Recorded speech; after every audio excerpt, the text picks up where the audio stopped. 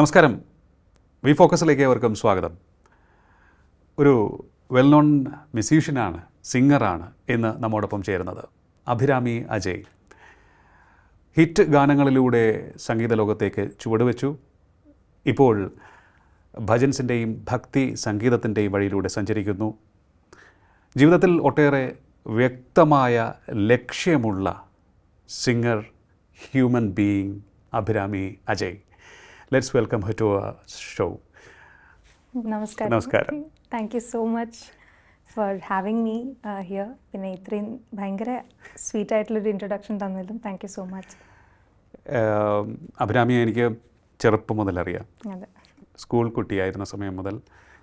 School പഠിക്കുമ്പോഴാണ് ആദ്യത്തെ പിന്നണി ഗാനം അല്ലേ സിനിമയ്ക്ക് ഡയമണ്ട് നെക്ലസിന് വേണ്ടി പാടുന്നത്. അതെ അതെ, 9ാം ക്ലാസ്സിൽ പഠിക്കുമ്പോൾ. അന്ന് മുതൽ തന്നെ, അതിനു മുന്നേ തന്നെ അഭിരാമിയുടെ ടാലൻറ്റ് എല്ലാവരും തിരിച്ചറിഞ്ഞിരുന്നു.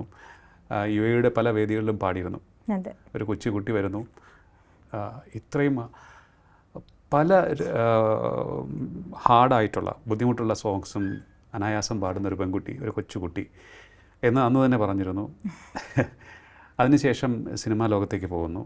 ബട്ട് കൂടുതലൊന്നും അവിടെ നിൽക്കുന്നില്ല. പഠനവുമായി ബന്ധപ്പെട്ട് മുന്നോട്ട് പോകുന്നു. സംഗീതവും പഠിച്ചുകൊണ്ടേയിരിക്കുകയാണ് അല്ലേ? അതെ, തീർച്ചയായിട്ടും. അഭിരാമി ഇപ്പോൾ ഭക്തിയെ കൂടുതൽ പ്രണയിക്കുകയാണോ? കാരണം അടുത്തിടെ ഞാൻ കണ്ട കുറേയേറെ സോങ്സ്, അതിൻ്റെ അടിസ്ഥാനത്തിലാണ് ചോദിക്കുന്നത്. തീർച്ചയായിട്ടും. എവിടെയാണിപ്പോൾ സംഗീത ലോകത്ത് അഭിരാമി അജയ്? വളരെ ഇൻട്രോസ്പെക്റ്റ് ചെയ്യേണ്ട ഒരു ക്വസ്റ്റ്യൻ ആണെന്ന് തോന്നുന്നത്. എൻ്റെ സംഗീത സബര്യ തുടങ്ങിയത് 5 വയസ്സ് മുതൽക്കാണ്. സംഗീതം, കർണാടക സംഗീതം പാഠങ്ങൾ എടുത്തു തുടങ്ങി. ഒരുപാട് പരിശ്രമിച്ചു, ഒരുപാട് സാധകം ചെയ്തു. എനിക്കിപ്പോഴും ഓർമ്മയുണ്ട്, കുഞ്ഞുനാളിലൊക്കെ ഒരു ചിലപ്പോൾ ഒരു 4ാം ക്ലാസ്സിലോ 5ാം ക്ലാസ്സിലോ ആയിരിക്കും. പക്ഷേ അച്ഛൻ എന്നെ രാവിലെ 4:30 വിളിച്ച് ഉണർത്തി ഇരുത്തി ഓരോ സരളി വരിശയാണെങ്കിൽ അത് വരിശകൾ റിപ്പീറ്റ് ചെയ്ത് പാടിച്ച് ഒരു 6:30 വരെ എൻ്റെ പ്രാക്ടീസ് സെഷൻ കഴിഞ്ഞിട്ടാണ് ഞാൻ സ്കൂളിൽ പോകുന്നത്. തിരിച്ചു വന്നിട്ട് പിന്നെയും പ്രോഗ്രാംസ് ഉണ്ടെങ്കിൽ അതിൻ്റെ പ്രാക്ടീസ്. അങ്ങനെ ഒരു സംഗീതത്തിൽ തന്നെ നിന്നുകൊണ്ടുള്ളൊരു ജീവിതമായിരുന്നു. സ്കൂൾ കാലഘട്ടം. അതിൻ്റെ ഒരു കൾമിനേഷൻ എന്ന രീതിയിലാണ്, അല്ലെങ്കിൽ അതിൻ്റെ ഒരു ബ്ലെസ്സിങ് എന്നൊരു രീതിയിലാണ് എനിക്ക് ഡെഫിനറ്റ്ലി ഫിലിംസിലേക്കൊരു ഓപ്പർച്യൂണിറ്റി വന്നതും. അതും എടുത്തു പറയേണ്ടതെന്ന് വെച്ചാൽ ലെജൻഡറി ആയിട്ടുള്ള സംഗീത സംവിധായകനായിട്ടുള്ള ശ്രീ വിദ്യാസാഗർ സാറിന് ഒരു അറൗണ്ട് 6-7 പാട്ടുകൾ സാറിൻ്റെ കീഴിൽ തന്നെ എനിക്ക് പാടാൻ സാധിച്ചു. എന്നെ ഇൻട്രൊഡ്യൂസ് ചെയ്ത ലാൽജോ സാർ ആണെങ്കിലും, ലാലു അങ്കിൾ ആണെങ്കിലും, Vidyasagar sir, Ouseppachan master, M Jayachandran sir. അപ്പോൾ ഇവരുടെയൊക്കെ ശിക്ഷണത്തിൽ എനിക്ക് പാട്ടുകൾ പാടാൻ പറ്റി. അപ്പം അതിൻ്റെ ഓരോ എപ്പിസോഡ്സും ഒരു യൂണിവേഴ്സിറ്റി പോലെയായിരുന്നു എനിക്ക്. ഓരോ റെക്കോർഡിങ് എക്സ്പീരിയൻസസും ഒരുപാട് എന്നെ ഒരു വഴികാട്ടി എന്ന രീതിയിൽ സംഗീതത്തിൽ എനിക്ക് ട്രെയിനിങ് തന്നിട്ടുണ്ടായിരുന്നു.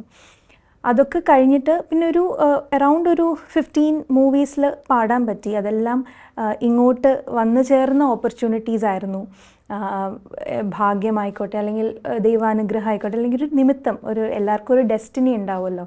സോ എൻ്റെ ഒരു വിശ്വാസത്തിൽ നമ്മളിപ്പം ഓരോ അരിമണിയിലും നമ്മുടെ പേരെഴുതിയിരിക്കുന്ന പോലെ തന്നെയാണ് ഓരോ പാട്ടുകളിലും ആര് പാടണം എന്നുള്ളൊരു സംഭവം ഉള്ളത്. അപ്പം നമ്മൾ എത്ര കടന്ന് ശ്രമിച്ചാലും ആ പാട്ട് നമുക്കാണെങ്കിൽ അത് വന്നു ചേരും. അപ്പം അങ്ങനെ വന്നു ചേർന്ന കുറച്ച് ഗാനങ്ങളായിരുന്നു തൊട്ട് നോക്കാമോ, അഴലിൻ്റെ ആഴങ്ങളിൽ, ഓമനപ്പൂവേ, ഒരു ഇന്ത്യൻ പ്രണയകഥ. അപ്പം അങ്ങനെ കുറച്ച് ഗാനങ്ങൾ.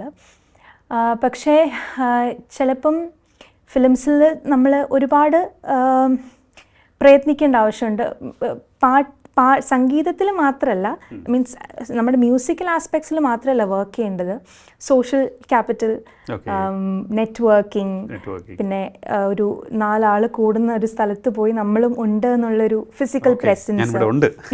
അതെ, അങ്ങനത്തെ കുറേ കാര്യങ്ങളും കൂടെ ഫാക്ടേഴ്സായിട്ട് വരും സിനിമയിൽ തീർച്ചയായിട്ടും. അപ്പം ഞാൻ അങ്ങനെ ഒരുപാട് ചെയ്തിട്ടില്ലായിരിക്കാം, എൻ്റെ ഒരു നേച്ചർ വെച്ചിട്ടായിരിക്കും. അല്ലെങ്കിൽ ചിലപ്പം ഞാൻ പഠിത്തവും അങ്ങനത്തെ കാര്യങ്ങളിലൊക്കെ, ബിക്കോസ് ഞാൻ എല്ലാ പാട്ടുകളും പാടിയപ്പോൾ ഞാൻ ദുബായിലായിരുന്നു.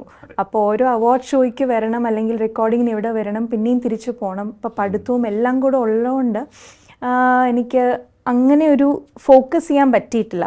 ഓക്കെ. പക്ഷേ അറ്റ് ദ സെയിം ടൈം എനിക്ക് സംഗീതം ഞാൻ പിന്നെയും പഠിച്ചുകൊണ്ടേയിരുന്നു. പ്രോഗ്രാംസ് ഒരുപാട് സോളോ ആയിട്ടുള്ള കച്ചേരികൾ അല്ലെങ്കിൽ ഭജൻ സന്ധ്യ അങ്ങനെ ക്യൂറേറ്റഡ് ആയിട്ടുള്ള ഷോസ് ചെയ്തു തുടങ്ങി. ഓക്കെ. എനിക്ക് തോന്നുന്നു ആ ഒരു മേഖലയിലേക്ക് കൂടുതൽ താല്പര്യത്തോടു കൂടി മുന്നോട്ട് പോകണമെന്ന് തോന്നുന്നു. കൂടുതൽ ഒരു നമ്മൾ പറയുമല്ലോ ഈ കൂടുതൽ പഠിച്ച് അതിനെക്കുറിച്ച് കൂടുതൽ പഠിക്കാനും റിസർച്ച് ചെയ്യാനും അതിലേക്ക് കൂടുതൽ ആഴ്ന്നിറങ്ങാനും ആഗ്രഹിക്കുന്ന ഒരു മനസ്സിലേക്ക് എത്തിയെന്ന് തോന്നുന്നു അല്ലേ ഈ ഒരു സമയത്തിനുള്ളിൽ? തീർച്ചയായിട്ടും. അതിന് എനിക്ക് ഏറ്റവും കൂടുതൽ ഇമ്പോർട്ടൻ്റ് ആയിട്ടുള്ളൊരു ഫാക്ടർ എന്ന് പറയുന്നത് ചിലപ്പം ഞാൻ ഒരുപാട് ലിറിക്സിന് പ്രാധാന്യം കൊടുക്കുന്ന ഒരാളാണ്. അപ്പം ചിലപ്പോൾ അതിൻ്റെ ഗുരുക്കന്മാർ പറഞ്ഞു തന്ന ഒരു കാര്യമായിരിക്കാം. കുഞ്ഞിലെ ആണെങ്കിലും ഒരു പാട്ട് പഠിക്കുന്നതിന് മുമ്പ് അമ്മയും അച്ഛനും എന്നെ ദുബായിലായിരുന്നെങ്കിലും മലയാളം പഠിപ്പിച്ചിരുന്നു. അപ്പം ബിക്കോസ് മലയാളം പാട്ട് പാടുമ്പോൾ ഇംഗ്ലീഷിൽ എഴുതി പാടാൻ പാടില്ല എന്നുള്ളൊരു നിയമം ഉണ്ടായിരുന്നു വീട്ടിൽ. അപ്പം അതുകൊണ്ട് പാട്ടിന് വേണ്ടിയാണ് ഞാൻ, ബിക്കോസ് അവിടെ നമുക്ക് എന്തായാലും സെക്കൻഡ് ലാംഗ്വേജ് മലയാളം ഇല്ലല്ലോ, അപ്പം അറബിക്, ഹിന്ദി അതായിരുന്നു. പക്ഷേ വീട്ടിലാണ് എന്നെ മലയാളം പഠിപ്പിക്കുകയൊക്കെ ഉണ്ടായി. അപ്പം ഓരോ പ്രൊനൗൺസിയേഷൻ ആണെങ്കിലും ഇപ്പം ബിക്കോസ് നമ്മൾ ഹാൻഡിൽ ചെയ്യുന്ന അത്രയും ഡിഫിക്കൽട്ടായിട്ടുള്ള കട്ടിയുള്ള മലയാളം വാക്കുകളായിരിക്കും. അപ്പോൾ അതിൻ്റെ ഉച്ചാരണ ശുദ്ധി എല്ലാം വേണമെന്ന് ഭയങ്കര ഇമ്പോർട്ടൻ്റ് ആയിരുന്നു. ഭയങ്കര ഒരു അച്ഛനും അമ്മയും വളരെ റിലീജിയസ് ആയിട്ട് അതെന്നെ പഠിപ്പിച്ചു. അപ്പം ഫിലിം സോങ്സ് ആണെങ്കിലും കൃതികളാണെങ്കിലും ഇപ്പം തെലുങ്കിൽ നമ്മൾ ത്യാഗരാജ സ്വാമികളുടെ ഒരു കൃതി എൻ്റെ ഗുരുനാഥൻ പെരുമ്പാവൂർ രവീന്ദ്രനാഥ് സാർ എന്നെ പഠിപ്പിക്കുകയാണ്, അല്ലെങ്കിൽ രംഗനാഥ ശർമ്മ സാർ, ഇവർ രണ്ടുപേരാണ് എൻ്റെ ഗുരുക്കന്മാർ. അല്ലെങ്കിൽ ലക്ഷ്മി ആൻറ്റി, പെരുമ്പാവൂർ സാറിൻ്റെ മോളാണ് എന്നെ ആദ്യം പഠിപ്പിച്ചത് ദുബായിൽ വെച്ചിട്ട്. അപ്പം ഇവരൊക്കെ ആ പാഠം പഠിപ്പിച്ചിരുന്നതിന് മുമ്പ് എന്താണ് ഈ കമ്പോസർ അല്ലെങ്കിൽ വാഗ്ഗേയകാരൻ ഈ പാട്ടിലൂടെ ഉദ്ദേശിക്കുന്നത് എന്ന് പറയുന്ന ലിറ്ററൽ മീനിങ്ങും അല്ലാണ്ട് ഡീപ്പർ ഫിലോസഫിക്കൽ മീനിങ്ങും പറഞ്ഞു തരാൻ തുടങ്ങി. അപ്പം അങ്ങനെ എനിക്ക് ഇൻട്രസ്റ്റ് ആയി. പിന്നെ ഞാൻ സ്വന്തമായിട്ട് ഇതിൻ്റെ ലിറ്ററൽ മീനിങ്സ് അല്ലെങ്കിൽ എന്തെങ്കിലും ഇതിനെ ചുറ്റിപ്പറ്റിയുള്ള ഫിലോസഫീസ് ഉണ്ടോ അങ്ങനെ കൂടുതൽ വായിക്കാൻ തുടങ്ങി. അങ്ങനെ അപ്പോൾ ആയപ്പം ഭയങ്കര ഒരു ഇൻട്രസ്റ്റ് കയറി. ഇപ്പം നമ്മളിപ്പം കനകദാസർ, ഇപ്പം കൃഷ്ണ നീ ബേഗനേ ബാരോ, ഈ ഒരു സിമ്പിളായിട്ടുള്ളൊരു കന്നഡയിലുള്ളൊരു ദാസര പാതയാണത്. അപ്പം കൃഷ്ണ നീ വേഗം വരൂ എന്നാണ് അതിൻ്റെ മലയാള ട്രാൻസ്ലേഷൻ. നമുക്കിപ്പോൾ ബേഗനെ ബാരോ ആസ് എ മലയാളി ചിലപ്പോൾ നമുക്ക് അറിയണമെന്നില്ല ആ രണ്ട് വാക്കുകളുടെ അർത്ഥം. പക്ഷേ ആ വാക്കുകളുടെ അർത്ഥം എനിക്ക് മനസ്സിലായപ്പോൾ കുറേയും കൂടെ ഈസിലി ആൻഡ് കുറേയും കൂടി ഇഫക്റ്റീവ്ലി എനിക്ക് ഇമോഷൻ കൊണ്ടുവരാൻ പറ്റി പാട്ട് പാടുമ്പോൾ. കുറേയും കൂടെ എക്സ്പ്രഷൻ കൊടുത്ത് ഡിഫറെൻറ്റ് രീതിയിലുള്ള വേരിയേഷൻസ്. ബാരോ വേഗം വരാൻ പറയാം, ബാരോ ഒരു പ്ലീഡിങ് രീതിയിൽ. അപ്പോൾ പല എക്സ്പ്രഷൻസ്, ഇമോഷൻസ് നമുക്ക് കുറേയും കൂടെ രസമായിട്ട് കൺവേ ചെയ്യാൻ പറ്റും if you know the meaning. അപ്പോൾ ഐ തിങ്ക് ഈ മീനിങ്ങിലൂടെ ലിറിക്സിൻ്റെ ആ ഒരു പോയിട്രിയുടെ ബ്യൂട്ടി ആയിരിക്കാം എന്നെ ഭക്തി സംഗീതത്തിലേക്ക് നയിച്ചതെന്ന് എനിക്ക് തോന്നുന്നു. പലപ്പോഴും ചില കച്ചേരികളുടെ വീഡിയോസ് ഞാൻ കണ്ടിട്ടുണ്ട്, സൂര്യ ഫെസ്റ്റിവലിൽ ഞാൻ നേരിട്ട് കണ്ടിട്ടുണ്ട്. അപ്പോഴെല്ലാം എനിക്ക് തോന്നുന്നു ഈ ലിറിക്സ് മനസ്സിലാക്കി പാടുന്നത് കൊണ്ടായിരിക്കാം അത്രയേറെ എൻജോയ് ചെയ്ത് പാടുന്നതാണ് കാണാൻ സാധിച്ചിട്ടുള്ളത്. ട്രാൻസ്പോർട്ട് ചെയ്യാൻ സാധിക്കുന്നുണ്ട് ഓഡിയൻസിനെ. Yes, of course. എന്തായാലും അത് അങ്ങനെ തന്നെ പോകാൻ സാധിക്കട്ടെ. ഈ ലിറിക്സിൽ കുറച്ചുകൂടി എനിക്ക് ചോദിക്കാനുണ്ട് കുറേ കൂടി കാര്യങ്ങൾ. ഈ ലിറിക്സ് നമ്മൾ നോക്കുമ്പോൾ പഴയ കാലത്ത് എഴുതിയ പാട്ടുകളാണ്. ഈ ലിറിക്സിൻ്റെ മീനിങ്ങിൽ അല്ലെങ്കിൽ ഏത് തരത്തിലുള്ള പാട്ടുകളാണ് കൂടുതൽ ആകർഷിച്ചത്? അതിനെന്തെങ്കിലും കാരണമുണ്ടോ? പണ്ടൊക്കെ ഈ സംഗീതം ചില സാഹചര്യങ്ങളിലൊക്കെ സാഹചര്യത്തിനനുസരിച്ച് രചിക്കപ്പെട്ടവയാണെന്ന് കേട്ടിട്ടുണ്ട് ഞാൻ. അതുകൊണ്ടാണ് ഞാൻ ചോദിക്കുന്നത്. തീർച്ചയായിട്ടും. I think music is a very contextual art. And I think art ഏത് കലയെടുത്ത് നോക്കുകയാണെങ്കിലും ആ കല നിലനിന്നുകൊണ്ടിരുന്ന ആ ഒരു കാലഘട്ടം is very important. Politically, socially, culturally ഈ കോണ്ടെക്സ്റ്റിലെല്ലാം റെലവൻ്റ് ആയിട്ടുള്ള ആർട്ടാണ് കാലക്രമേണ വരുന്നത്. അപ്പോൾ ഇപ്പോൾ ഭക്തി സംഗീത് എന്ന് പറയുന്ന ഒരു ജോണർ ഓഫ് മ്യൂസിക് എടുക്കുകയാണെങ്കിൽ നമുക്ക് we can say that it started somewhere during the ഭക്തി മൂവ്മെൻറ്റ് എന്ന് പറയുന്ന ഒരു പ്രസ്ഥാനം തുടങ്ങുന്ന ആ സമയത്ത് നമുക്ക് ഭാരതദേശത്തിൽ അനേകം ഭക്തി സെയിൻസ് ഉണ്ടായിട്ടുണ്ട്. ഇപ്പം നമ്മുടെ Kabir Das is very famous, Mirabai, Annamacharya, കനകദാസർ, പിന്നെ നമ്മുടെ ഇപ്പം സൂഫി എടുത്തു നോക്കുകയാണെങ്കിലും ധാരാളം. പിന്നെ മഹാരാഷ്ട്രയിൽ പോയാൽ മറാഠി അഭംഗ്സ് ഉണ്ട്, തുക്കാറാം, നാംദേവ്, ഏക്നാഥ്. അപ്പോൾ ഇവരുടെയൊക്കെ ഭക്തി കോമ്പോസിഷൻസിൽ ഉണ്ടായതെന്ന് വെച്ചാൽ, അല്ലെങ്കിൽ അക്ക മഹാദേവനെ ഭയങ്കര ഇൻഫ്ലുവൻസ് ചെയ്തിട്ടുള്ള ഒരു, അല്ലെങ്കിൽ ബസവേശ്വര കർണാടക. അപ്പോൾ ഇവരൊക്കെ മോർ ദാൻ ഭക്തി, മോർ ദാൻ ഡിവോഷൻ, ഈ ഭക്തിയെ ഒരുപാട് ഒരു ഫിലോസഫിക്കൽ തലത്തിൽ അല്ലെങ്കിൽ ജീവിച്ചിരുന്ന ആൾക്കാരാണ് ഇവരെല്ലാം. അപ്പം ഭക്തി എന്ന് പറയുന്നത് ഒരു ക്ഷേത്രത്തിൽ പോയി ഒരുപാട് അർച്ചന കഴിച്ച്, അല്ലെങ്കിൽ ഒരു വിഗ്രഹത്തെ ഒരുപാട് ആരാധിച്ച്, അല്ലെങ്കിൽ ആ വിഗ്രഹമാണ് എല്ലാം എന്ന് ഉള്ളൊരു കോൺസെപ്റ്റിൽ നിന്ന് നമ്മുടെ ഉള്ളിലാണ് ആ ഭഗവാൻ അല്ലെങ്കിൽ ഈശ്വരൻ ഉള്ളത് എന്നുള്ളൊരു ഒരു എവല്യൂഷൻ ആയിരുന്നു ഭക്തി മൂവ്മെൻറ്റ്. ഇപ്പോൾ ബസവേശ്വരയുടെ ഇപ്പോൾ ഞാൻ മുമ്പും ഒരു ഇൻ്റർവ്യൂവിൽ പറഞ്ഞിട്ടുണ്ടായിരുന്നു, ഉള്ളവരു ಶಿವಾಲಯಮಾಡುವರು ನಾನೇನ ಮಾಡಲಿ ಬಡವನಯ್ಯ ಉಳ್ಳವರು ಶಿವಾಲಯಮಾಡುವರು.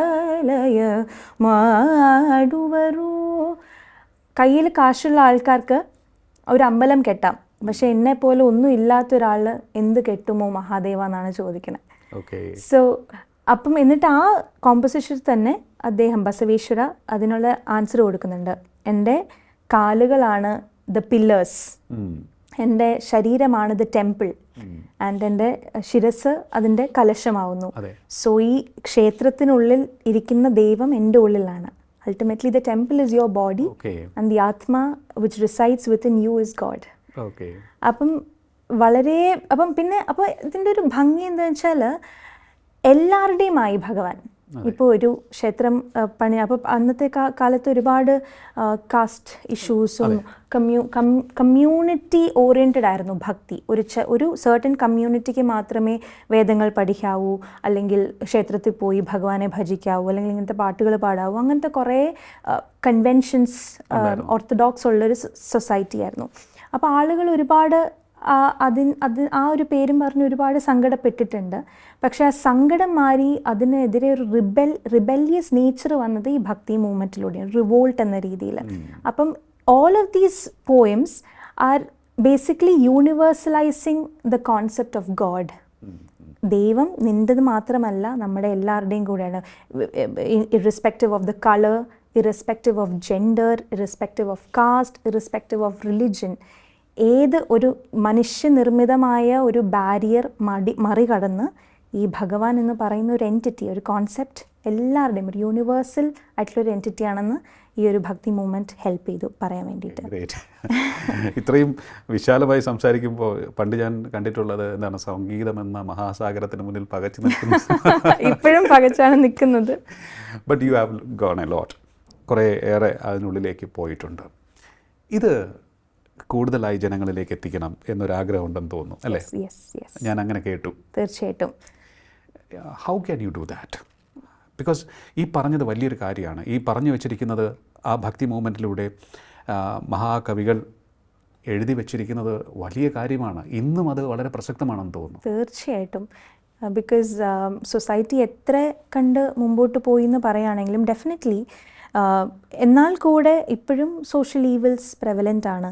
അതിനെതിരെ കുറേ പഠനങ്ങളും കുറേ ആക്ടിവിസവും എല്ലാം നടക്കുന്നുണ്ട്.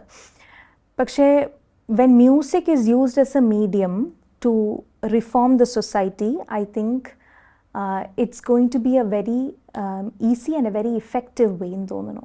ബിക്കോസ് മ്യൂസിക് എന്ന് പറയുന്നത് വളരെ പെട്ടെന്ന് ആൾക്കാർക്ക് കണക്ട് ചെയ്യാൻ പറ്റുന്നൊരു മീഡിയമാണ്. ചിലപ്പോൾ എല്ലാ കലകളും ഡെഫിനറ്റ്ലി അങ്ങനെയാണ്, പക്ഷേ മ്യൂസിക്കിന് ഒരു പടി കൂടുതൽ ഇവോക്കേറ്റീവ് ഫാക്ടറുണ്ട്.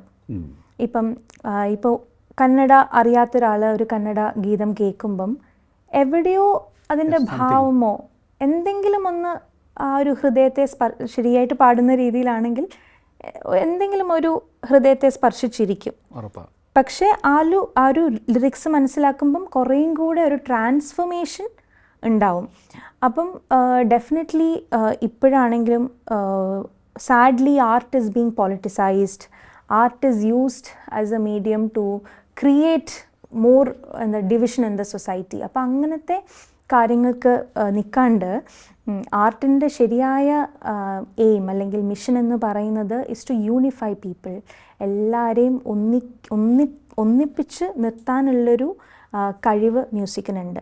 അപ്പം ചില ഇപ്പം ഫോർ എക്സാമ്പിൾ ഇപ്പോൾ റാപ്പ് കേൾക്കുന്ന ഒരാൾക്ക് I think it's A very ഇപ്പം എല്ലായിടത്തും നടന്നുകൊണ്ടിരിക്കുന്ന ഒരു നറേറ്റീവാണത്. ഇപ്പോൾ റാപ്പ് എന്ന് പറയുന്ന ഒരു ഹിപ്പ് ഹോപ്പ് കൾച്ചർ കേൾക്കുന്ന ആൾക്കാർ ഒരു സർട്ടൻ കമ്മ്യൂണിറ്റിയാണ് അല്ലെങ്കിൽ ഒരു സർട്ടൻ വേ ഓഫ് ലൈഫിൽ ജീവിക്കുന്ന ആൾക്കാരാണെന്ന് പറയുന്ന കുറേ സ്റ്റീരിയോ ടൈപ്സ് ഉണ്ട്. അല്ലെങ്കിൽ ഇപ്പം ഭജൻസ് കേൾക്കുന്ന ആൾക്കാർ വളരെ ഉന്നതരായ അല്ലെങ്കിൽ വളരെ ബിഹേവിയറൽ വൈസ് അല്ലെങ്കിൽ എത്തിക്കൽ വൈസ് വളരെ നല്ല ആൾക്കാരാണ് എന്ന് പറയുന്ന രണ്ട് നോർമറ്റീവ് ക്രിയേറ്റ് ചെയ്യാണ് ഇവിടെ. അപ്പം അങ്ങനത്തെ നോർമറ്റീവ് ഒരിക്കലും ആർട്ടിനെ സംബന്ധിച്ച് ക്രിയേറ്റ് ചെയ്യാൻ പാടില്ല. Because art is not normative, it is very subjective. ഇപ്പോൾ ഒരു റോസാപ്പൂവിനെ കാണുവാണെങ്കിൽ ഇപ്പോൾ എനിക്ക് ചിലപ്പം ഇപ്പം സാറിനിപ്പം ആ ഒരു റോസ് കാണുമ്പം അതിൻ്റെ ആ ഒരു പെറ്റൽസൊക്കെ കാണുമ്പം എന്തൊരു ഭംഗിയാണ്, അല്ലെങ്കിൽ അതിൻ്റെ ഒരു ഫ്രേഗ്രൻസ് അടിക്കുമ്പോൾ എന്തൊരു നല്ല പൂവാണ്. അപ്പോൾ for you that rose might be A very nice flower. പക്ഷേ എൻ്റെ അടുത്ത് നോക്കുകയാണെങ്കിൽ ചിലപ്പോൾ എനിക്ക് അതിൻ്റെ മുള്ളുകൊണ്ട് പണ്ട് മുറിഞ്ഞ ഓർമ്മയായിരിക്കും എനിക്കുള്ളത്. അപ്പം ഞാൻ വിചാരിക്കും ഈ റോസ് എനിക്ക് ഇഷ്ടമല്ല, എത്ര തന്നാലും ഞാൻ വാങ്ങിക്കില്ല. അപ്പം so the rose is good for you and bad for me. അങ്ങനത്തെ ഒരു ഐഡിയ അല്ലെങ്കിൽ നോർമേറ്റീവ് അവിടെ ക്രിയേറ്റ് ചെയ്യുന്നുണ്ട്. അത് ഒരു സബ്ജക്റ്റീവായിട്ടില്ല. അതുപോലെ തന്നെയാണ് ആർട്ട്. ഇപ്പം എൻ്റെ സംഗീതം ചിലപ്പം ഇഷ്ടപ്പെടാത്തതല്ല, ചിലപ്പോൾ എൻജോയ് ചെയ്യാത്ത ആൾക്കാരുണ്ടാവാം. പക്ഷെ എൻ്റെ സംഗീതം എൻജോയ് ചെയ്യുന്ന ആൾക്കാരുണ്ടാവും. അപ്പോൾ ഇതിനൊക്കെ നമ്മൾ ആ ഒരു തലത്തിൽ മാത്രം കണ്ടാൽ മതി. Art is an art. ആർട്ടിനെ അതിൻ്റെ രീതിയിൽ, ഇപ്പം റാപ്പാണെങ്കിൽ റാപ്പിൻ്റെ രീതിയിൽ അതിനെ ആസ്വദിക്കാൻ ശ്രമിക്കുക. ഭജൻസ് ആണെങ്കിൽ കർണാടക സംഗീതമാണെങ്കിൽ അതിൻ്റെ രീതിയിൽ അതിനെ അപ്പോൾ നമ്മുടെ ജഡ്ജ്മെൻറ്റ്സും പ്രെജുഡൈസസും ഒക്കെ മാറ്റിവെച്ച് ആ ആർട്ടിനെ സ്നേഹിക്കുമ്പോഴും അതിൻ്റെ രീതിയിൽ തന്നെ അക്സെപ്റ്റ് ചെയ്യുമ്പോഴും ആ ഒരു ട്രാൻസ്ഫോർമേഷൻ നമ്മുടെ ഉള്ളിൽ എല്ലാവരുടെയും ഉള്ളിലുണ്ടാവും. My God. അല്ല, ഇത്രയും ഫിലോസഫിക്കലായിട്ട് അല്ലെങ്കിൽ ഇത്രയും ഡീപ്പായിട്ട് കാര്യങ്ങൾ പഠിച്ച് പറയുക. സോ വി ക്യാൻ റീഡ്, നമുക്ക് പഠിക്കാൻ സാധിക്കും. പക്ഷേ അത് പഠിച്ചത് മറ്റൊരാളോട് പറഞ്ഞു കൊടുക്കുക, അതും കറക്റ്റായിട്ട് സിമ്പിളായിട്ട് പറഞ്ഞു കൊടുക്കുക, ഇറ്റ്സ് വെരി ഒരു ടഫായിട്ടുള്ള കാര്യമാണ്. You are doing it wonderfully. വേറൊന്ന് പറയുമ്പോൾ നമ്മളിപ്പോൾ ഈ ആസ്വാദനത്തിൻ്റെ രീതിയും അതെല്ലാ കാലത്തും സംഭവിച്ചിട്ടുള്ളതാണ്, മാറിക്കൊണ്ടേയിരിക്കും. അപ്പോൾ നമ്മൾ പണ്ടൊക്കെ ഒരു കാലം ഉണ്ടായിരുന്നു, സിനിമ കാണുമായിരുന്നു, പാട്ട് കാണാനും കേൾക്കാനും വേണ്ടിയിട്ടൊക്കെ. ഇപ്പോൾ അതെല്ലാം മാറിയെന്ന് തോന്നുന്നു. ഇപ്പോൾ നമ്മൾ പാട്ട് കേൾക്കാൻ വേണ്ടി സിനിമ കാണാറില്ല. ഇപ്പോൾ ഒരു അതൊരു എൻറ്റയർലി ഡിഫറെൻ്റ് ആയിട്ടുള്ള ഒരു ടേസ്റ്റ് ആയി കാണും നമ്മുടെ നാട്ടുകാർക്കൊക്കെ തന്നെ. ഇപ്പോൾ നമ്മൾ ഈ കൺസേർട്ടുകൾ അതൊക്കെ വീണ്ടും സ്ട്രോങ് ആയി വരികയാണ് തോന്നുന്നു, അല്ലേ? അതെ, ഡെഫിനറ്റ്ലി ഒരു വേവ് തന്നെ സംഭവിക്കുന്നുണ്ട്. ഒട്ടേറെ പാട്ടുകാരുണ്ട്, ഒട്ടേറെ ട്രൂപ്പുകളുണ്ട്, പക്ഷേ അവർക്കെല്ലാം തന്നെ സ്പേസും കിട്ടുന്നുണ്ടെന്ന് തോന്നുന്നു. ഡെഫിനറ്റ്ലി അത് തീർച്ചയായിട്ടും നല്ലൊരു കാര്യം തന്നെയാണ്. ഇപ്പോൾ പണ്ടത്തെ കാലം എടുത്ത് നോക്കുകയാണെങ്കിൽ ഒരു സിംഗർ ഒരു പാട്ട് പാടണമെന്ന് ഒരു തീരുമാനം ഡയറക്ടറോ മ്യൂസിക് ഡയറക്ടറോ എടുത്തിട്ടുണ്ടെങ്കിൽ അവരെ കിട്ടുന്നത് വരെ വെയിറ്റ് ചെയ്യും, അല്ലെങ്കിൽ അവർ തന്നെ പാടിയാൽ ഇത് ശരിയാവും എന്നുള്ള കോൺസെപ്റ്റ് ഉണ്ടായിരുന്നു. പക്ഷേ ഇപ്പോഴത്തെ കാലത്ത് I am talking about film music, ഇപ്പോഴത്തെ കാലത്ത് അങ്ങനെയില്ല. എന്ന് വെച്ചാൽ ഒരു കോളിൽ ഒരു 10 സിംഗേഴ്സ് സ്റ്റുഡിയോയിലേക്ക് വരാൻ തയ്യാറായിരിക്കും. അവരെല്ലാം അസാധ്യ ആർട്ടിസ്റ്റുകളായിരിക്കും. ഇതിനു വേണ്ടി ജീവിതം ഒഴിഞ്ഞു വെച്ച ആൾക്കാരെ എനിക്കറിയാം, എക്സെപ്ഷണൽ സിംഗേഴ്സാണ്.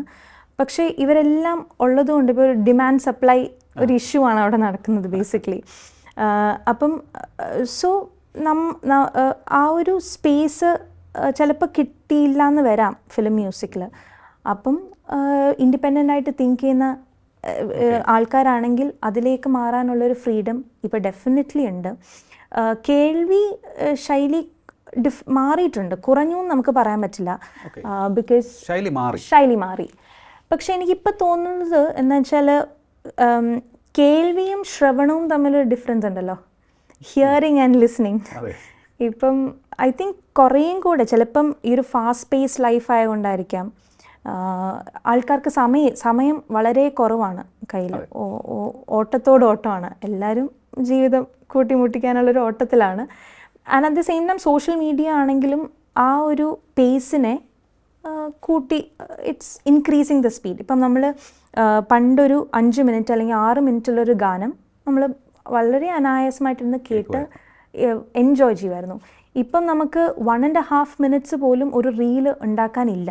ഇപ്പം ഇൻസ്റ്റഗ്രാമിൽ റീലിൻ്റെ സമയമാണ്. Scroll after scroll. നമുക്കൊരു 3 സെക്കൻഡ് ആൾക്കാർക്ക് ആ ഒരു ഹുക്ക് കൊടുക്കാൻ പറ്റിയില്ലെങ്കിൽ the scroll on to the next. അപ്പം ഇൻസ്റ്റഗ്രാം എടുത്ത് നോക്കുകയാണെങ്കിൽ അവർ പറയും you should have a strong hook within this 3 seconds. അപ്പം ഇങ്ങനത്തെ വളരെ ഡീപ്പായിട്ടുള്ള കാര്യങ്ങൾ ലൈക്ക് ഭക്തി സംഗീത്, ഇതൊക്കെ എങ്ങനെയാണ് ആ ഒരു മിനിറ്റിൽ കൊള്ളിക്കേണ്ടതെന്ന് എനിക്ക് പലപ്പോഴും ഞാൻ വിചാരിച്ചിട്ട് എങ്ങനെ ഇത് ചെയ്യാൻ പറ്റും. It's not possible. പക്ഷേ ഐ തിങ്ക് സ്ലോലി നമുക്ക് ആൾക്കാരെ ഒരു എൻട്രി പോയിന്റ്സ് ക്രിയേറ്റ് ചെയ്ത് കൊടുക്കണം ആൾക്കാർക്ക് ഇതൊന്ന് അനുഭവിച്ചറിയാൻ വേണ്ടി. Because I still feel hearing music should be listened, not heard. ഇപ്പോൾ ആ ഒരു കോൺസേർട്ടിൽ പോയി അവിടെ ഒരു മൂഡ് വല്ലാണ്ട് ലിഫ്റ്റായി, ഒരു കോൺസേർട്ട് കഴിഞ്ഞ് 1 മണിക്കൂറത്തേക്ക് ആ ഒരു സന്തോഷം നമ്മുടെ ഉള്ളിലുണ്ടാവും. പിന്നെയും തിരിച്ചു പോയി we are back to being the same person. അതല്ലാണ്ട് മ്യൂസിക്കിൻ്റെ ആ ഒരു ട്രാൻസ്ഫോർമേറ്റീവ് ഇഫക്റ്റ് ഇപ്പം നമ്മൾ കുറേ എത്തിക്കലായിട്ടുള്ള ഗാനങ്ങളുണ്ട്. ഇപ്പോൾ ഫോർ എക്സാമ്പിൾ ബ്രഹ്മമോക്കട്ടെ പരബ്രഹ്മമോക്കട്ടെ അന്നമാചാര്യയുടെ ഒരു കൃതിയാണ്. ആ ഒരു കൃതിയിൽ പറയുന്ന ഒരു ധനികനായിട്ടുള്ള രാജാവിൻ്റെ ഉറക്കവും പുറത്ത് കാവൽ നിൽക്കുന്ന ഭടൻ്റെ ഉറക്കവും ഒന്നാണ്. നമ്മളെല്ലാവരും ശ്വസിക്കുന്ന വായു ഒന്നാണ്. അപ്പോൾ ഇതൊക്കെ കേട്ട് കഴിഞ്ഞ് ഈ ഒരു കോൺസേർട്ടിൽ ഞാൻ സപ്പോസ് ഈ ഒരു പാട്ട് പാടി ഇതൊക്കെ കേട്ട് ഇതൊക്കെ എക്സ്പ്ലെയിൻ ചെയ്ത് കൊടുത്ത് തിരിച്ച് നമ്മൾ വീട്ടിൽ പോയിട്ട് ഒരു പാവപ്പെട്ട ഒരാളുടെ അടുത്ത് നമ്മൾ ചൂടാവുകയാണ്. What is the use? Exactly. അന്ന് ഞാൻ കണ്ടിരുന്നു സൂര്യ ഫെസ്റ്റിവലിൽ പാടുന്നതിൻ്റെ വരികളുടെ അർത്ഥം പറഞ്ഞു കൊടുത്തിട്ടാണ് പാടുന്നത്. അത് നല്ല കാര്യമാണ് കേട്ടോ. അതുപോലെ തന്നെ ഇപ്പോൾ ഭക്തി അല്ലെങ്കിൽ ഭജൻസിലേക്ക് പോകുന്നുണ്ടല്ലോ, ഒരുപാട് വേദികളുണ്ടെന്ന് തോന്നുന്നു അല്ലേ? ഇനിയിപ്പോൾ ഉത്സവ സീസണായി, എല്ലാവരും എനിക്കൊന്ന് എല്ലാവരും ഇപ്പോൾ ബുക്കിങ്ങിന് വേണ്ടി ഇങ്ങനെ നടക്കുകയാണ് തോന്നുന്നു ഭജൻസിൻ്റെ. അപ്പോൾ ആ ഒരു മൂഡിലേക്ക് നാട്ടുകാർ വന്നു തോന്നുന്നു. അതെ, തീർച്ചയായിട്ടും അത് നല്ലൊരു വെരി പോസിറ്റീവ് ആയിട്ടുള്ള റിഫോമാണ്. പക്ഷെ അതിന് മുമ്പ് പറഞ്ഞ പോലെ തന്നെ ഇപ്പോൾ ചില ആൾക്കാർ എൻക്വയറീസിന് വിളിക്കുമ്പം തന്നെ അവർ പറയും വളരെ പോപ്പുലർ ആയിട്ടുള്ള സിനിമാ ഗാനങ്ങളും കൂടെ കച്ചേരിക്കിടെ പാടാം. അത് തെറ്റില്ല, പക്ഷേ ആസ് എൻ ആർട്ടിസ്റ്റ് കുറച്ച് ചലഞ്ചിങ് ആയിട്ടുള്ള സംഭവം. ബിക്കോസ് കർണാടക സംഗീതത്തിന് അതിൻ്റേതായിട്ടുള്ളൊരു പദ്ധതിയുണ്ട്. നമ്മളത് പ്രസൻറ്റ് ചെയ്യുമ്പം ആസ് എൻ ആർട്ടിസ്റ്റ് നമ്മുടെ മൈൻഡും ആ ഒരു രീതിയിലായിരിക്കും പോയിക്കൊണ്ടിരിക്കുന്നത്. സഡൻലി നമ്മൾ സംഗീതമായ ഒരു സലാമേ പോലത്തെ ഒരു സിനിമാ പാട്ട് അവിടെ പാടുമ്പോഴത്തേക്കും ആ ഒരു ഫ്ലോ കുറച്ചൊന്ന് ഡിസ്റ്റർബ്ഡ് ആവും. പക്ഷേ നമുക്കൊന്നും ഇപ്പോൾ ചെയ്യാൻ പറ്റില്ല. Will have to make the audience happy. പക്ഷേ ഞാനെന്താ ചെയ്യാൻ ശ്രമിക്കുക വെച്ചാൽ ആൾക്കാർക്ക് ഇഷ്ടപ്പെടുന്ന പാട്ടുകൾ പാടും. അതിൻ്റെ ഒപ്പം തന്നെ എനിക്കെന്താണോ ചെറുതായിട്ട് as an artist what I want to communicate with them, അതിനും ഞാനൊരു ഓപ്പർച്യൂണിറ്റി പയ്യെ ക്രിയേറ്റ് ചെയ്യും. ഞാൻ മുമ്പ് പറഞ്ഞ പോലെ എൻട്രി പോയിന്റ്സ്. അപ്പോൾ ഈ ആൾക്കാർക്ക് പരിചയമുള്ള songs can be the entry points. പക്ഷെ അപ്പോൾ ആ എൻട്രി പോയിന്റ് കിട്ടിയാൽ പിന്നെ സെറ്റാണ്. അവർ ആ ഒരു മൂഡിലേക്ക് വന്നു. പിന്നെ നമ്മൾക്ക് എന്താണ് പാടാൻ തോന്നുന്നത് അല്ലെങ്കിൽ നമുക്ക് എന്താ സംസാരിക്കാൻ തോന്നുന്നത് വെച്ചാൽ അവർ കേൾക്കും. And I must say concerts പാടുമ്പോൾ കിട്ടുന്ന ഒരു അനുഭൂതി അമേസിങ്, അൺപാരലൽഡ് ആണ്. Because I still remember especially എൻ്റെ മഹാദേവ മനോഹര ആ സോപാന സംഗീതം. ഇപ്പം അത് കഴിഞ്ഞ് ഞാൻ കുറേ പാട്ടുകൾ ചെയ്തെങ്കിലും ആൾക്കാർക്കൊന്നും ആ പാട്ടിൽ നിന്ന് ഇതുവരെ മുമ്പോട്ട് പോകാൻ പറ്റുന്നില്ല. അപ്പം വെരി ബ്ലെസ്ഡ് സോങ്. അപ്പം അത് കേട്ട് ഒരു അമ്മേൻ്റെ അടുത്ത് വന്ന് പറഞ്ഞു അവർക്ക് കുറേ നാളായിട്ട് കരയാൻ പറ്റില്ല, അവർക്ക് ഡ്രൈനസ് ആണ് ഐസ് കണ്ണിന്. അപ്പോൾ സങ്കടം വന്നാലും കരയാൻ പറ്റില്ല. പക്ഷേ ഈ പാട്ട് കേട്ട് ആദ്യമായിട്ട് അവർ വർഷങ്ങൾക്ക് ശേഷം കരഞ്ഞു. അപ്പം അങ്ങനത്തെ കുറേ, അല്ലെങ്കിൽ ആ പാടുന്ന സമയത്ത് എല്ലാവരും നാമം ജപിക്കുക, നാമസങ്കീർത്തനം ചെയ്യുക, അവിടെ ഉണ്ടാവുന്ന ഒരു പോസിറ്റീവ് എനർജി, അവിടെ ഉണ്ടാവുന്ന ഒരു യൂണിറ്റി, ഇതെല്ലാം വളരെ ഒരു അഡ്രിനാലിൻ റഷാണ് നമുക്ക് ആസ് ആർട്ടിസ്റ്റ്. ചിലപ്പം ഈ കോൺസേർട്സ് കഴിഞ്ഞിട്ട് നമുക്ക് ചിലപ്പോൾ ഉറക്കം പോലും കിട്ടാൻ ഭയങ്കര പാടായിരിക്കും. ബിക്കോസ് നമ്മൾ അത്രയും ഒരു ചാർജ്ഡ് അപ്പ് ആയിട്ടിരിക്കുക. അപ്പം അങ്ങനെ stage performances are very very interesting. Divine echoes, melodious echoes, ഇത് രണ്ടിലൂടെയും പറയാൻ ഉദ്ദേശിക്കുന്നത് എന്താണ്? Divine echoes and melodies echoes രണ്ടും ഒന്നായിട്ട്. ഇപ്പം ഞാനത് സൂര്യ, ദ വെരി പ്രസ്റ്റീജിയസ് സൂര്യ ഫെസ്റ്റിവലിനാണ് ഞാൻ ഈ പ്രോഗ്രാം സ്റ്റേജ് ചെയ്തത്. ആദ്യമായിട്ട് വിനായക ചതുർത്ഥിയുടെ അന്ന് അവിടെ മെയിൻ പ്രോഗ്രാം നടക്കുന്ന സമയത്തും പിന്നെ ഈ വർഷം സൂര്യ ഫെസ്റ്റിവലിൻ്റെ ഭാഗമായിട്ടും. അത് ഡെഫിനറ്റ്ലി എനിക്ക് മറക്കാനാവാതെ മീൻസ് പറയാൻ എൻ്റെ ഗ്രാറ്റിറ്റ്യൂഡ് അറിയിക്കാനുള്ളത് സൂര്യ കൃഷ്ണമൂർത്തി സാറിൻ്റെ അടുത്താണ്. സാറിനെയാണ് ഞാൻ ഇടയ്ക്കൊരു ബ്രേക്ക് എടുത്തിരുന്നു എൻ്റെ സ്റ്റഡീസിന് വേണ്ടിയിട്ട്. അപ്പോൾ അത് കഴിഞ്ഞ് ഒരു re entry into this music industry വേണം എന്ന് വിചാരിച്ചപ്പോഴാണ് ഞാൻ സൂര്യ കൃഷ്ണമൂർത്തി സാറിനെ പോയി കാണുന്നതും. Sir was so gracious to listen to me. എൻ്റെ പാട്ട് കേട്ട് ആ ഒരു ഷോ ഓക്കെ ഇത് അഭിരാമി ചെയ്തോളൂ, അല്ലെങ്കിൽ നമ്മുടെ എല്ലാ സപ്പോർട്ടും ഉണ്ടാവും, അടുത്ത വർഷം എന്തായാലും സൂര്യ ഫെസ്റ്റിവലിന് ഇത് ചെയ്യണം എന്ന് പറഞ്ഞ് എന്നെ കൈപിടിച്ച് ഇതിലേക്ക് ഈ ഒരു സർക്യൂട്ടിലേക്ക് കൊണ്ടുവന്ന സൂര്യ കൃഷ്ണമൂർത്തി സാറാണ്. എത്ര പറഞ്ഞാലും മതിയാവില്ല അദ്ദേഹത്തോട് നന്ദി. അപ്പോൾ സാറിൻ്റെ ആ ഒരു വിഷനായിരുന്നു ഈ ഒരു ഡിവൈൻ എക്കോസ് ചെയ്യണം എന്നുള്ളത്. അപ്പം ഡിവൈൻ എക്കോസിൽ ഞാൻ ചെയ്യുന്നതെന്ന് വെച്ചാൽ ഭാരതത്തിൽ ഇപ്പം ഞാൻ മുമ്പ് പറഞ്ഞ പോലെ ഭാരതത്തിൽ ലെങ്ത് ആൻഡ് ബ്രെഡ്ത്തിലുണ്ടായ ഭക്തി സെയിൻസിൻ്റെ കോമ്പോസിഷൻസ് ക്യൂറേറ്റ് ചെയ്ത് അതിനെക്കുറിച്ച് ഒരു നറേറ്റീവ് ഉണ്ടാക്കി, ഒരു സ്റ്റോറി ടെല്ലിംഗ് രീതിയിലുണ്ടാക്കി അത് പ്രസൻറ്റ് ചെയ്യുന്നതാണ് ഈ ഡിവൈൻ എക്കോസ് എന്ന് പറയുന്നത്. ബേസിക്കലി ചിലപ്പോൾ എൻ്റെ ഇതിനോടുള്ളൊരു ആസക്തി അല്ലെങ്കിൽ ഒരു പാഷൻ ചിലപ്പോൾ എൻ്റെ സോഷ്യൽ സയൻസ് ബാക്ക്ഗ്രൗണ്ടും കൂടെ ഉള്ളതുകൊണ്ടായിരിക്കാം ചെയ്യാൻ എനിക്ക് തോന്നിയത്. എനിക്കൊന്ന് പഠനവും ആ രീതിയിലാണ് പോകുന്നതെന്ന് തോന്നുന്നത്. അതെ അതെ നമ്മുടെ അതിനെക്കുറിച്ചും കൂടി, കാരണം വളരെ ഇൻട്രസ്റ്റിംഗ് ആയിട്ടുള്ള ഒരു ടോപ്പിക്കായിട്ടാണ് എനിക്ക് തോന്നിയിട്ടുള്ളത്. സോഷ്യൽ ലൈഫിനെ കുറിച്ചൊക്കെ മനുഷ്യൻ്റെ ജീവിതത്തെക്കുറിച്ചൊക്കെ പഠിക്കുക എന്ന് വെച്ചാൽ എന്താണ് അങ്ങനെയൊക്കെ ഒരു സബ്ജക്റ്റ് തിരഞ്ഞെടുക്കാൻ കാര്യം? ഈ പാട്ടിൻ്റെ സഹായം അല്ലെങ്കിൽ ഇൻഫ്ലുവൻസ് അതിലുണ്ടായിട്ടുണ്ടോ?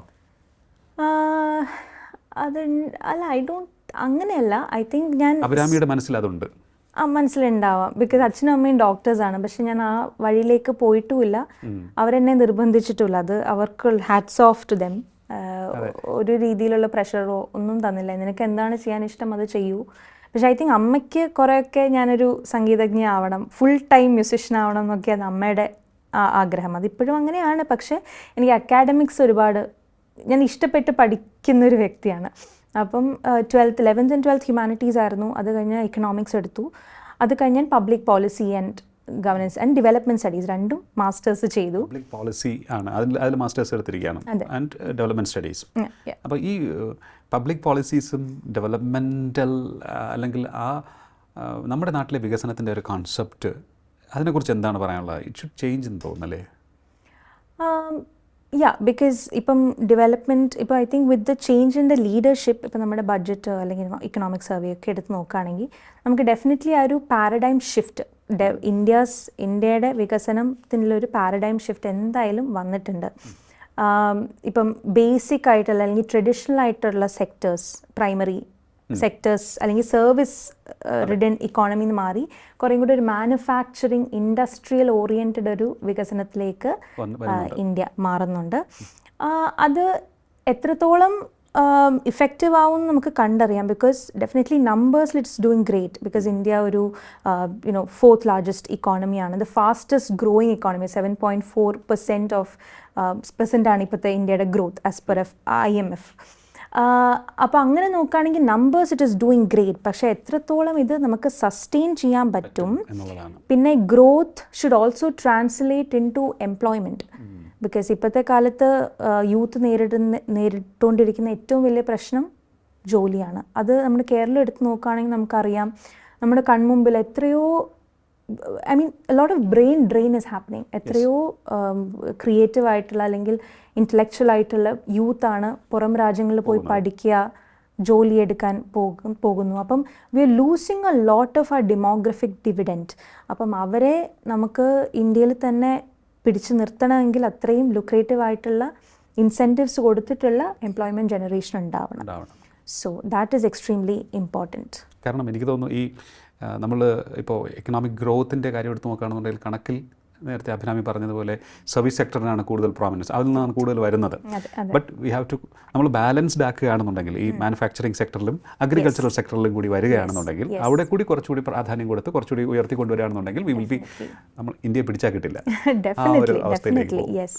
ബിക്കോസ് അഗ്രികൾച്ചർ ആണെങ്കിൽ നോക്കുമ്പം പണ്ട് ആൾക്കാർ പ്രൊഡ്യൂസ് ചെയ്യുക, കൾട്ടിവേറ്റ് ചെയ്യുക, അത് അവർ മാർക്കറ്റ്സ് APMCസിലാണെങ്കിലും കൊണ്ടുപോയി മണ്ടീസിലൊക്കെ കൊണ്ടുപോയി കൊടുക്കുക. അതായിരുന്നു ബേസിക് ആയിട്ടുള്ളൊരു കാര്യം. പക്ഷേ ഇപ്പോഴത്തെ കാലത്ത് നോക്കുകയാണെങ്കിൽ there is A lot of value adding process. ഇപ്പോൾ ഒരു അഗ്രിപ്രൂണ്യേഴ്സ് എന്ന് പറഞ്ഞൊരു വാക്ക് തന്നെ ഇപ്പോൾ വന്നിട്ടുണ്ട്. Agriculturist plus ഓൺട്രപ്രന്യേഴ്സ്.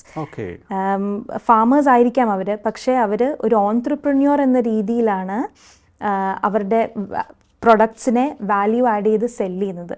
അപ്പോൾ ജസ്റ്റ് ഇമാജിൻ അവരുടെ പെർ ക്യാപിറ്റ ഇൻകം എത്രത്തോളം ഇംപ്രൂവ് ചെയ്യും ഫ്രം ഒരു കർഷകനായിട്ട് തുടരുകയാണെങ്കിൽ, അല്ലെങ്കിൽ ഒരു ഓൺട്രപ്രനറും കൂടെ ആവുമ്പോഴത്തേക്കും ആ പ്രൊഡക്റ്റ് വാല്യൂ ആഡ് ചെയ്യുന്ന പോലെ തന്നെ അവരുടെ ഇൻകവും വാല്യൂ ആഡ് ചെയ്യും. സോ അങ്ങനത്തെ ഡെഫിനറ്റ്ലി അങ്ങനത്തെ കുറേ സ്റ്റാർട്ടപ്സ് ആണെങ്കിലും it's getting A lot of leverage in today's society അല്ലെങ്കിൽ ഇക്കണോമി. എനിക്ക് തോന്നുന്നു ഒരു ഗംഭീര പ്രോജക്റ്റും കംപ്ലീറ്റ് ചെയ്തിട്ടുണ്ട്. കാരണം നമ്മുടെ നാട്ടിൽ വാട്ടർ മാനേജ്മെൻറ്റ് വളരെ ഇമ്പോർട്ടൻ്റ് ആയിട്ടുള്ളൊരു സംഭവമാണ് അല്ലേ? വാട്ടർ മാനേജ്മെൻറ്റ് എങ്ങനെ വേണമെന്ന് സ്റ്റഡി ചെയ്യാൻ വേണ്ടി നമ്മുടെ ജനപ്രതിനിധികളൊക്കെ വിദേശ രാജ്യത്തേക്ക് പോവുകയാണ്. How do you see that? എങ്ങനെയായിരിക്കണം? അതാണ് ആ പ്രോജക്റ്റിൻ്റെ ഉള്ളടക്കം എന്തായിരുന്നു? വാട്ടർ അതെൻ്റെ ക്യാപ്സ്റ്റോൺ പ്രോജക്റ്റ് ആയിരുന്നു. അത് ഞാൻ IIT ബോംബെയുടെ Ashank Desai centre for policy studies എന്നാണത് ചെയ്തത്. അപ്പം ബേസിക്കലി എനിക്ക് water security, water and environment ഇതിലേക്ക് ഒരുപാട് ഇഷ്ടമാണ് ആ ഒരു ഏരിയ. അപ്പം ഞാൻ വിചാരിച്ചു ജൽ ജീവൻ മിഷൻ എന്ന് പറയുന്ന ഒരു സെൻട്രലൈസ്ഡ് ആയിട്ടുള്ളൊരു സ്കീമാണ് നമ്മുടെ സെൻട്രൽ ഗവൺമെൻറ്റിൻ്റെ. ആ scheme it is for delivering functional household tap water to every household in India. അപ്പം സെൻറ്ററിൽ നിന്ന് അത് ഓരോ സ്റ്റേറ്റിലേക്കും, ആ സ്റ്റേറ്റിൽ നിന്ന് ഓരോ പഞ്ചായത്തുകളിലേക്കും, പഞ്ചായത്തിൽ ഓരോ ഹൗസ് ഹോൾഡിലേക്കും പോകേണ്ട ഒരു ടോപ്പ് ടു ബോട്ടം അപ്രോച്ച് ഉപയോഗിക്കുന്ന ഒരു സ്കീമാണ്. അപ്പോൾ അതിൻ്റെ എഫിക്കസി എത്രത്തോളം ഈ പഞ്ചായത്തുകൾക്ക് കിട്ടുന്നുണ്ട് എന്നുള്ളൊരു സ്റ്റഡി ആയിരുന്നു അത്. അത് മാത്രമല്ല, ഞാൻ ചൂസ് ചെയ്തത് 3 ഡിഫറെൻറ്റ് യുണീക്ക് ആയിട്ടുള്ള ജോഗ്രഫീസിലുള്ള പഞ്ചായത്തുകളായിരുന്നു. ഒന്ന് കുട്ടനാട്, നമുക്ക് എല്ലാവർക്കും അറിയാം, water everywhere but not a drop to drink ആണ് കുട്ടനാടിൻ്റെ ഒരു അവസ്ഥ എന്ന് പറയുന്നത് പണ്ട് കാലങ്ങൾ തൊട്ട്. അത് പിന്നെ SN പുരം തൃശ്ശൂരിലുള്ള ഒരു കോസ്റ്റൽ ഏരിയയാണ്. പിന്നെ വർക്കല ക്ലിഫ് സൈഡാണ്. അപ്പം അതിൻ്റേതായിട്ടുള്ള പ്രഷർ ഡിഫറൻസസ് ഒക്കെ കൊണ്ട് വാട്ടർ കുറച്ച് അവൈലബിലിറ്റി കുറച്ച് ഡിഫിക്കൽട്ടാണ്. പിന്നെ ഈ സ്കീം ഇംപ്ലിമെൻറ്റ് ചെയ്യാനും കുറേയൊക്കെ ചാലഞ്ചസ് ഉണ്ട്. അപ്പം അതിനെ നമുക്ക് എങ്ങനെ ടാക്കിൾ ചെയ്യാം, ഒരു സെൻട്രലൈസ് സ്കീമിനെ എത്രത്തോളം നമുക്ക് ഒരു പീപ്പിൾസ് മൂവ്മെൻ്റ് ആക്കി, ജൻ ആന്തോളനാക്കി, ഇപ്പം നമ്മൾ പ്രൈം മിനിസ്റ്റർ തന്നെ പറഞ്ഞിട്ടുണ്ട്, ഒരു ജൻ ആന്തോളനാക്കി മാറ്റണമെങ്കിൽ എന്തൊക്കെ നമ്മൾക്ക് കടക്കണം, ആൾക്കാരെയും കൂടെ how can we make them active participants of the development ആയിരുന്നു ഞാൻ പഠിച്ചൊരു കാര്യം. അപ്പോൾ അത് സാധ്യമാണല്ലേ? നമുക്ക് ആ ഒരു ജന ആന്തോളനം കൊണ്ടുവരാൻ സാധ്യമാണ്. ഡെഫിനറ്റ്ലി. പക്ഷേ കേരളം ഇസ് വെരി എന്താ പറയുക, very blessed in a lot of natural God's own country എന്ന് പറയുന്നത്. നാച്ചുറൽ റിസോഴ്സസ് ആണെങ്കിലും വളരെയധികം ബ്ലെസ്ഡ് ആണ് നമ്മുടെ കേരളം സംസ്ഥാനം. പക്ഷേ ആ ഒരു അനുഗ്രഹത്തെയൊക്കെ നമുക്ക് നല്ല രീതിയിൽ യൂട്ടിലൈസ് ചെയ്യാൻ ഉള്ളൊരു ലീഡർഷിപ്പ് ആസ് വെൽ ആസ് ആ ഒരു ആൾക്കാരുടെ ഉള്ളിൽ തന്നെ ആ ഒരു ബോധം ഡെഫിനറ്റ്ലി ഉണ്ടാവും, തീർച്ചയായിട്ടും ഉണ്ടാവും. I M really happy that ഒരു നല്ലൊരു മ്യൂസീഷ്യൻ, നല്ലൊരു സിംഗർ, മ്യൂസിക്കിനെ കുറിച്ച് എപ്പോഴും പഠിച്ചുകൊണ്ടിരിക്കുന്ന ഒരാൾ, നമ്മുടെ മനുഷ്യരെക്കുറിച്ചും മനുഷ്യൻ്റെ ജീവിതത്തെക്കുറിച്ചും അവരുടെ ജീവിതം എങ്ങനെ കൂടുതൽ സുന്ദരമാക്കാം എന്നുള്ളതിനെക്കുറിച്ച് പഠിക്കുകയും പ്രോജക്റ്റുകൾ തയ്യാറാക്കുകയും ഒക്കെ ചെയ്തുകൊണ്ടിരിക്കുന്നു. I M really happy. Thank you so much. ഒരു 9ാം ക്ലാസ്സുകാരി ഇപ്പോൾ എവിടെ എത്തി നിൽക്കുന്നു എന്നുള്ളതാണ് ഞാൻ നോക്കിയത്. ലോങ് വേ ടു ഗോ ഇനിയും ഡെഫിനറ്റ്ലി. ബിക്കോസ് സംഗീതമാണെങ്കിലും പഠനമാണെങ്കിലും ഒരുപാട് ഇനിയും കുറേയും കൂടെ ചെയ്യണം, കുറേയും കൂടെ ആൾക്കാരിലേക്ക് എത്തണം എന്നൊക്കെ ആഗ്രഹമുണ്ട്. ഒരു ക്ലീഷേ ചോദ്യം. ഐ എം റിയലി, ഞാൻ നോക്കുമ്പോൾ എത്ര ലെജൻസിൻ്റെ കൂടെയാണ് പാടിയിരിക്കുന്നത്. തീർച്ചയായിട്ടും. യു ഹാവ് എന്താണ് സ്റ്റേജ് ഷെയർ ചെയ്തിരിക്കുന്നവർ നോക്കുകയാണെന്നുണ്ടെങ്കിൽ നമ്മൾ എല്ലാ ദിവസവും കേൾക്കുന്ന ലെജൻഡുകളുണ്ട്. അവർ ഏതെങ്കിലും ഒരു എക്സ്പീരിയൻസ് പറയാമോ? മറക്കാൻ സാധിക്കാത്ത എക്സ്പീരിയൻസ് സച്ച്? മറക്കാൻ കുറേ ഉണ്ട് സത്യം പറയുകയാണെങ്കിൽ. പക്ഷേ ഐ തിങ്ക് ചിത്രാമ്മയുടെ കൂടെയുള്ളൊരു എക്സ്പീരിയൻസ് ആയിരിക്കാം. ബിക്കോസ് ഞാൻ ഐഡലൈസ് ചെയ്യുന്നൊരു സിംഗറാണ് KS ചിത്ര. അപ്പം ഞാൻ ഐ തിങ്ക് 7ാമത്തെ സെവൻത്ത് ഗ്രേഡിൽ പഠിക്കുമ്പോഴാണ് അവിടെ എം ജി രാധാകൃഷ്ണൻ സാറിൻ്റെ പാട്ടുകൾ പാടുന്ന ഒരു I forgot the name of the program, പക്ഷേ അതിൽ എം ജി ശ്രീകുമാർ സാറും കെ എസ് ചിത്രാമ്മയും ഉണ്ടായിരുന്നു. അപ്പം ഞാൻ അവിടെ ആദ്യം കുഞ്ഞിക്കുട്ടിയായതുകൊണ്ട് മിക്ക പ്രോഗ്രാംസിലും ആദ്യം പ്രയർ സോങ് എന്നെ കൊണ്ടായിരിക്കും പാടിക്കുക. അപ്പം അങ്ങനെ നന്മയാകുന്ന കാന്തി കാണുവാൻ കണ്ണിനാകീണമേ, കൽക്കട്ട ന്യൂസിൽ വന്ന് ചിത്രാമ്മ തന്നെ പാടിയ ഒരു പ്രയർ സോങ് ആണ്. അത് ഞാൻ പാടിക്കഴിഞ്ഞിട്ട് ഞാൻ തിരിച്ച് ബാക്ക് സ്റ്റേജിൽ വന്നപ്പോഴത്തേക്കും ചിത്രാമ്മ അവിടെ നിൽക്കുന്നുണ്ടായിരുന്നു. അപ്പോൾ ഞാൻ പോയി പറഞ്ഞു, അമ്മ ഞാനാണ് പാടിയത്, ബ്ലെസ്സിങ്സ് വേണം, അനുഗ്രഹം വേണം എന്ന് ഞാൻ പറഞ്ഞു. അപ്പം ചിത്രാമ്മ മോളാണ് പാടിയത്, ഞാൻ റെക്കോർഡാണ് വെച്ചത്. ദാറ്റ് വാസ് ലൈക്ക് ഒരു സെവൻത്ത് ഗ്രേഡിൽ പഠിക്കുന്ന ഒരു കുട്ടിക്ക് കിട്ടാവുന്ന ഏറ്റവും വലിയൊരു കോംപ്ലിമെൻ്റ് ആയിരുന്നു അന്ന്. പിന്നെ എന്നെ കെട്ടിപ്പിടിച്ച് ഉമ്മയൊക്കെ തന്നു. So she was so affectionate to me. I think ഇപ്പോഴും ഞാൻ ആ ഒരു എപ്പിസോഡ് ഇപ്പോഴും ഞാൻ ഒരുപാട് നെഞ്ചോട് ചേർത്ത് വെക്കുന്നൊരു എപ്പിസോഡാണ്. പിന്നെ ഐ തിങ്ക് ലെജൻഡ്സ് എന്ന് പറയുമ്പോൾ മ്യൂസിഷ്യൻ അല്ല, പക്ഷേ നമ്മുടെ സാറിന് അറിയായിരിക്കാം, ഇന്ത്യൻ കോൺസുലേറ്റിലുണ്ടായ സഞ്ജയ് വർമ്മ, ഇന്ത്യൻ ഫോറിൻ സർവീസിലുണ്ടായ diplomat sir was a very inspirational person in my growth as a musician. Because ONV Kurup സാറിന് ജ്ഞാനപീഠം കിട്ടി എന്നറിഞ്ഞ ഒരു സ്റ്റേജ് ഷോ അന്ന് വൈകിട്ട് നടന്നു. അപ്പം ONV കുറുപ്പ് സാർ ഉണ്ടായിരുന്നു, സഞ്ജയ് വർമ്മ സാർ ഉണ്ടായിരുന്നു, അങ്ങനെ കുറേ ഡിഗ്നിറ്ററീസ്, റോഷൻ ആൻഡ്രൂ സാർ.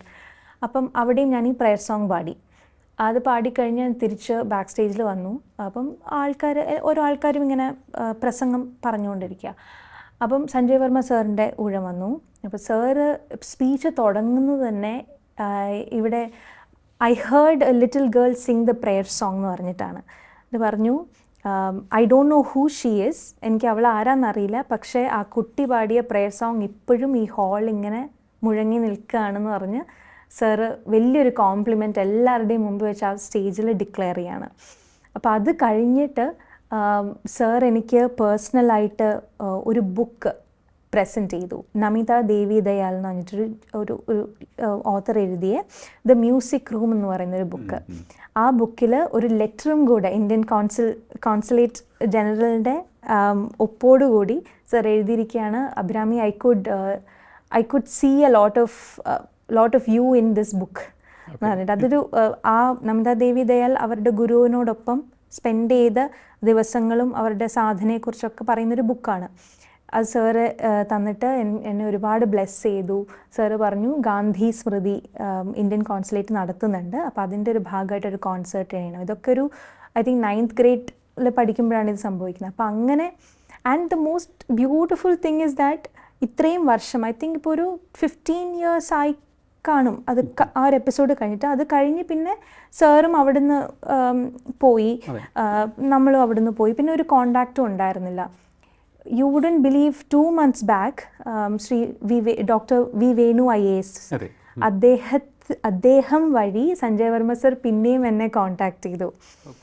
എങ്ങനെയാ വെച്ചാൽ സൂര്യ ഫെസ്റ്റിവൽ കഴിഞ്ഞപ്പോഴത്തേക്കും ദ ഹിന്ദു അത് കവർ ചെയ്തിട്ടുണ്ടായിരുന്നു. സരസ്വതി നാഗരാജൻ മാം എന്നെക്കുറിച്ച് എഴുതി, ഒരു ഇൻ്റർവ്യൂ ഉണ്ടായിരുന്നു. അതപ്പോൾ ഇൻ്റർനാഷണൽ എഡിഷൻസിലൊക്കെ ആ ഇൻ്റർവ്യൂ പോയി.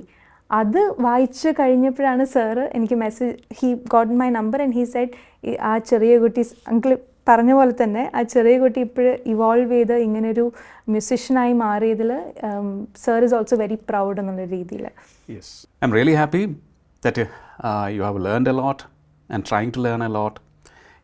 ഈ സംഗീത സബരിയെ ഇങ്ങനെ ഡിവൈനായിട്ട് തന്നെ മുന്നോട്ട് കൊണ്ടുപോവുക. ഒപ്പം തന്നെ സ്റ്റഡീസും ഇതുപോലെ തന്നെ മുന്നോട്ട് പോകട്ടെ. Thank you. അപ്പം ഈ യാത്രയ്ക്ക് അടിത്തറ പാകിയ പാരൻസിനും ബിഗ് സല്യൂട്ട്. തീർച്ചയായിട്ടും. Thanks a lot for being with us. Thank you so much for having me in your show. It's a privilege. Thank you. V ഫോക്കസിൻ്റെ ഈ അധ്യായം ഇവിടെ പൂർണ്ണമാകുന്നു. ഇനി മറ്റൊരു അതിഥിയുമായി കാണാം നമുക്ക്. നമസ്കാരം.